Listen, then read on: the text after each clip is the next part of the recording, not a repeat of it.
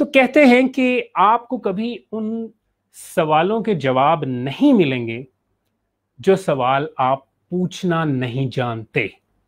याद रखिए, मैं ये कह रहा हूं कि जो सवाल, मैं ये नहीं कह रहा पूछ नहीं सकते, मैं ये कह रहा हूं जो सवाल आप पूछना नहीं जानते। जैसे कि अगर आपने मुझसे ये पूछना है कि तुम्हारा नाम क्या है, तो यही एक सवाल है।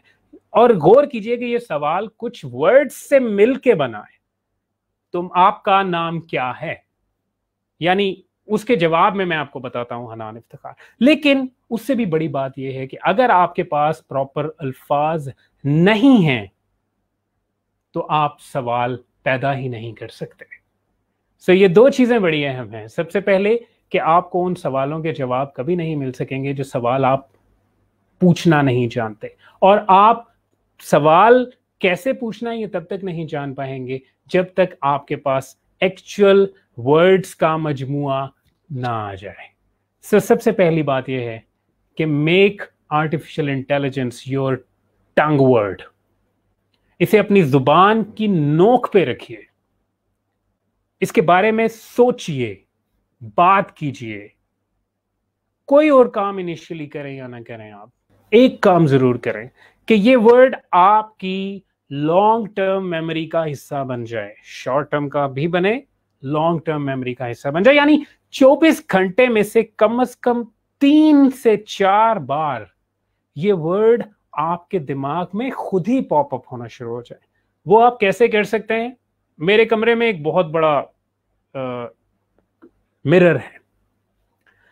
जो मैं नई चीज सीखता हूं ना, मैं उस मिरर पे बड़ी सी करके लिख देता हूं। अब यकीनी तौर पे मैंने यहां पे बार बार आना है, कभी लेटना है, कभी बैठना है, कभी आना है, कभी कुछ करना है। और वो शीशा एक ऐसी जगह पे है कि किसी भी सूरत वो मेरी नजर से ओझल नहीं हो सकता। तो मैं वो नए टर्म या वो नया कॉन्सेप्ट या वो नई डेफिनेशन उस मिरर पे लिख देता हूं, और आते जाते मुझे मेरी नजर उस पर पड़ रही होती है, और ऑटोमेटिकली दिन में 7 से 8 दफा कम से कम मेरे दिमाग में आता है कि यार ये क्या है, let us explore a little more about it.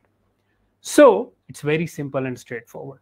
अगर आप वाकई आर्टिफिशियल इंटेलिजेंस के बारे में कुछ जानना चाहते हैं तो सबसे पहली और अहम चीज ये है कि आप इसको टॉक ऑफ योर डे बना लें, अपनी जुबान पे इस वर्ड को ले आए, and be very straight forward about it, right? So the first things first, I have a message here, I reckon. Yes, I do have one. All right. So this was the first thing कि आप इसको अपनी जुबान पे लें। अच्छा, फिर आहिस्ता आहिस्ता होगा ये कि बहुत सी चीजों में आपको बार बार ये वर्ड सामने नजर आना शुरू होगा। जैसे मैंने आपको एक एग्जांपल दी थी स्विच की। स्विच ऑन हो और बल्ब जले, तो क्या ही बात है कि स्विच खुद इतना इंटेलिजेंट हो जाए कि कमरे का दरवाजा खोलने से चंद सेकंड पहले, लम्हे पहले वो बल्ब ऑन कर दे कि अब कोई आने वाला है और मुझे लाइट ऑन करनी है, राइट?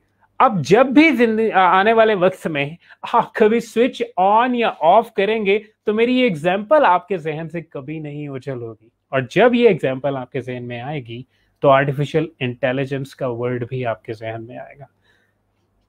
दूसरी चीज ये है कि साथ ही इसको ये बताऊं, आप अगर किसी भी नई टेक्नोलॉजी को सीखना चाहते हैं या नए दौर की हम बात करते हैं, तो एक सोसाइटल एलिमेंट हमारा है कि हम लोग कुछ इमोशनल लोग हैं, बहुत ज्यादा इमोशनल हो जाते हैं अपने घर के मामलात में भी, और इसके अलावा अपने societal issues, political issues and what not.